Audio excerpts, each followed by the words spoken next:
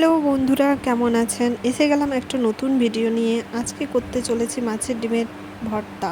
মাছটিকে পরিষ্কার করে প্রথমে ডিমগুলোকে বের করে নেব।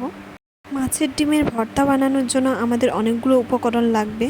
সেই সব উপকরণের মধ্যে আমি দিচ্ছি কাঁচা লঙ্কা, ধনেপাতা, রসুন, আরও কয়েকটি উপকরণ।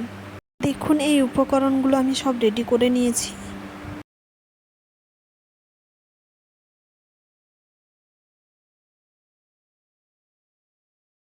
তারপর ধনেপাতা, কাঁচা লঙ্কা, শুকনো লঙ্কা এবং সমস্ত উপকরণকে ভালো করে কেটে নিয়েছি। এরপর মাছের ডিমটিকে ভালো করে ছাড়িয়ে নেব, দিয়ে দেব পরিমাণ মতো লবণ।